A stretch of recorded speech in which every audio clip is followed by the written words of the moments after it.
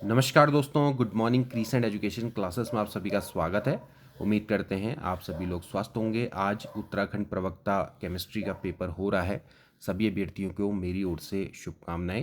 आज की वीडियो में दोस्तों हम बात करेंगे उत्तराखंड प्राथमिक शिक्षक भर्ती को लेकर नई अपडेट के बारे में। हम यहाँ पर दोस्तों बात करेंगे विशेष शिक्षकों की भर्ती में दोहरी नीति को दोस्तों समाप्त किया जाएगा। विशेष शिक्षकों की दोस्तों भर्ती होती है, इसमें दोहरे व्यवस्था दोस्तों यहाँ पर की गई है। एक तो सामान्य भर्ती होती है सामान्य प्राथमिक शिक्षकों की, एक होती है विशेष शिक्षकों की भर्ती। तो इसमें काफ़ी समय से अभ्यर्थी डिमांड कर रहे थे कि जो दोहरी नीति अपनाई जा रही है, दो दो नियम अपनाए जा रहे हैं, तो उसको यहाँ पर समाप्त किया जाए।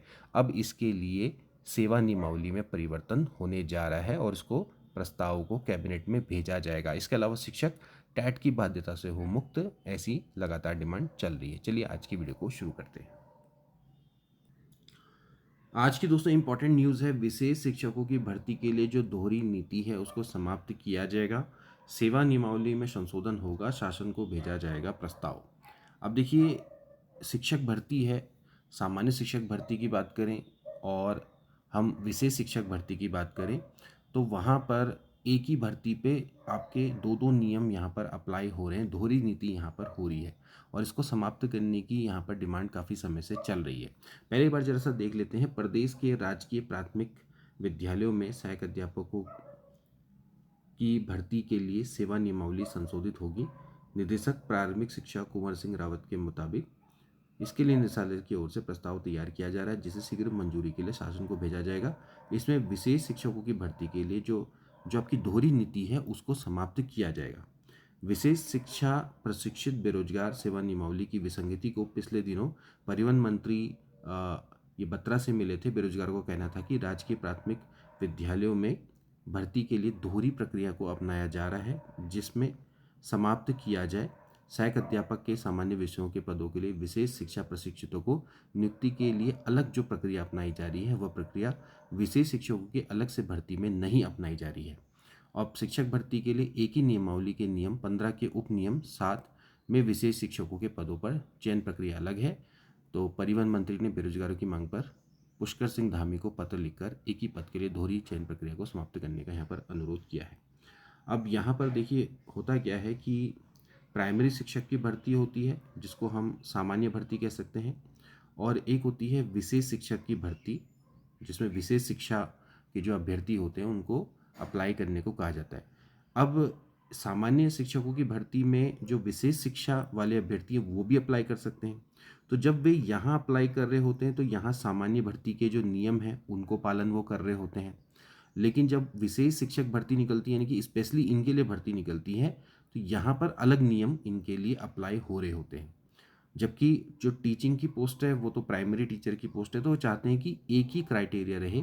जो सामान्य भर्ती का नियम यहाँ पर इनके लिए अप्लाई हो रहा है, वही विशेष शिक्षक भर्ती जब आएगी तो वही नियम यहाँ पर भी लागू होना चाहिए।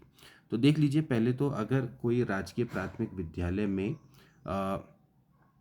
शिक्षक बनना चाहता है, ठीक है, तो उसके लिए क्या क्या चाहिए? उसको चाहिए डिप्लोमा, ठीक है, मतलब अगर मैं कहूँ सामान्य शिक्षक भर्ती के लिए योग्यता क्या चाहिए? डिप्लोमा डीएलएड और विशेष शिक्षा डीएड और 4 साल का बीएलएड सहित कुल 3 अर्हताएँ इसमें मांगी गई है, ठीक है, सामान्य शिक्षक भर्ती के लिए। तीनों अर्हता सामान्य शिक्षक भर्ती में सामान्य और विशेष शिक्षकों के लिए यहाँ पर मान्य है, ठीक है। अब जब मेरिट बनती है तो डिप्लोमा का 60% और टीईटी का 40% जोड़ के यहाँ पर बनाया जाता है, ठीक है। जब अलग से विशेष शिक्षक भर्ती निकलती है तो उसमें डीएड विशेष शिक्षा का डिप्लोमा मान्य होता है। ऑब्वियसली बात है कि उसमें डीएलएड मान्य नहीं होगा, उसमें जिन्होंने विशेष शिक्षा से डीएड किया होगा उसको मान्य होगा। तो अब इसमें जो मेरिट बनती है तो उसमें हाई स्कूल इंटर स्नातक के अंकों को आधार बनाकर अलग से फॉर्मूला यहाँ पर बनाया जाता है।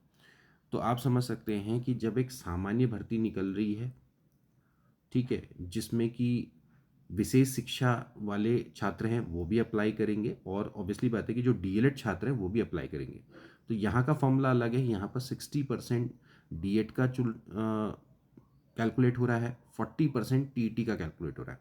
वहीं जब एक विशेष शिक्षक भर्ती निकलती है, विशेष शिक्षक भर्ती निकलती है, तो यहाँ पर केवल जिन्होंने विशेष शिक्षा से डीएड किया होगा वे लोग ही मान्य हैं, बट यहाँ के जो नियम हैं वो अलग हैं।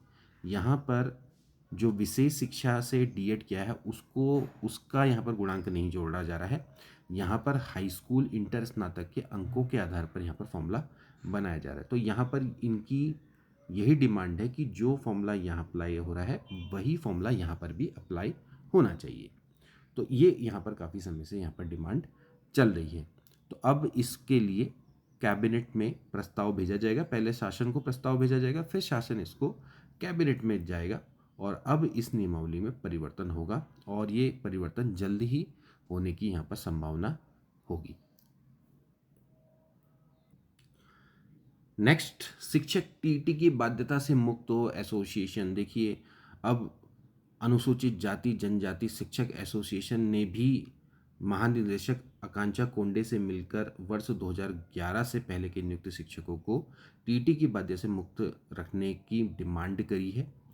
आप लोग दोस्तों जानते ही होंगे कि सुप्रीम कोर्ट का ऑर्डर आया था और सुप्रीम कोर्ट का जो ऑर्डर था दोस्तों 2025 में आया था कि जो भी शिक्षक है, चाहे वो प्राइमरी हो चाहे वो एलटी शिक्षक हो, यानी कि 1 से लेकर 8 तक का जो टीचर है उसको टीटी पास करना अनिवार्य है, चाहे वो सेवा में है या तैयारी कर रहा है या फिर यानी कि बेरोजगार है।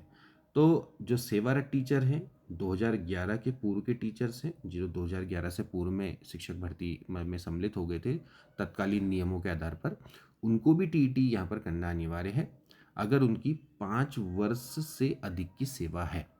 5 वर्ष से कम की सेवा है तो टीईटी करना अनिवार्य नहीं होगा, बट अगर प्रमोशन चाहिए तो टैट करना अनिवार्य है। इसमें 1 से लेके 5 तक के जो शिक्षक हैं उनके लिए तो क्लियर था कि उनको तो टैट 1 क्लियर करना अनिवार्य है।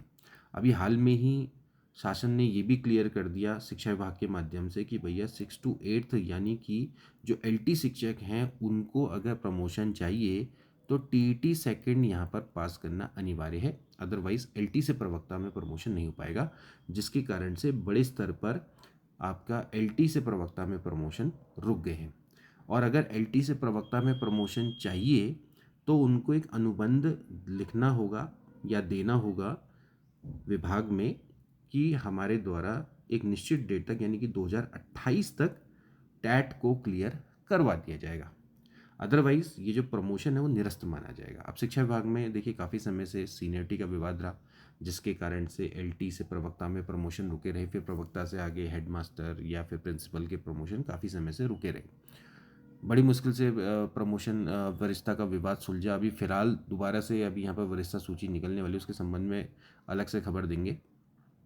जैसे ही वो मामला सुलझा तो अब ये टैट का पेंच फंस गया है, जिसके कारण से कई एलटी से प्रवक्ता में प्रमोशन के जो पात्र शिक्षक थे वो लोग दुविधा में फंस गए। हालांकि प्रमोशन हो रहा है बट कंडीशनल प्रमोशन हो रहा है कि आपको एक अनुबंध देना होगा कि भैया 2028 तक हम लोग टैट क्लियर कर देंगे। अब यहाँ पर डिमांड की जा रही है शिक्षकों के द्वारा कि भैया टैट की बाध्यता से मुक्त कर दो हमको, हमारे लिए टैट को हटा दो, या फिर ये कहा जा रहा है कि भैया एक यूपी की तर्ज पर विशेष टैट का आयोजन किया जाए यहाँ के सेवारत शिक्षकों के लिए। तो मतलब जो भी है जिस तरह से भी हो समाधान निकलना चाहिए, इस तरह की यहाँ पर बातें चल रही हैं। शिक्षक तो चाहते हैं कि भैया टैट देना ही ना पड़े। हालांकि अभी कई सारे जो शिक्षक हैं उनको डिपार्टमेंट की ओर से एनओसी दिया गया है और अभी जो टैट का एग्ज़ाम होने वाला है सितंबर में, यू टैट का एग्ज़ाम होने वाला है, तो वहाँ पर उनको एनओसी दी गई है, उनको मतलब कि अनुमति दी गई है कि आप इसमें बैठ सकते हैं। कई सारे शिक्षक तो हो सकता है कि इसमें ही टैट क्लियर कर ले, चाहे वो प्राइमरी शिक्षक हो चाहे वो आपके एलटी शिक्षक हो, बट कई सारे टीचर नहीं कर पाएंगे, उनको अपने भविष्य को लेकर असमंजस है। अब 50 साल 51 साल की एज में अब टैट को के लिए तैयारी करनी पड़े, और देखा जाए तो 54 साल तक के या 55 साल तक के आदमी को टैट के लिए तैयारी करनी है तो बड़ा मुश्किल हो जाता है इस एज में तैयारी करना। तो वे लोग तो यही चाहते हैं कि भैया किसी तरह से इस टैट की जो बाध्यता है इसको हटा दिया जाए और या फिर विशेष ऐसा टैट करवाए जिसमें कि जितने भी सेवारत शिक्षक हैं वे लोग आपके टैट को क्लियर कर लें। तो अभी फ़िलहाल तो दोस्तों यहीं पर डिमांड चल रही है और ये डिमांड आपकी चलती रहेगी जब तक इसमें कोई सॉल्यूशन निकल के नहीं आता है। तो यहाँ पर आप देख सकते हैं शिक्षकों की टैट की बाध्यता से मुक्त रखने की डिमांड यहाँ पर की गई है। एसोसिएशन ने महानिदेशक को अन्य लंबित मांगों से भी अवगत यहाँ पर करवाया है। महानिदेशक से मिले शिक्षकों ने कहा है कि राज्य में शिक्षा का अधिकार अधिनियम 2011 में लागू हुआ और इससे पहले विभाग में नियुक्ति पा चुके शिक्षकों ने सेवा नियमावली के अनुसार सभी शैक्षणिक अहर्ताएं पूरी कर ली थी।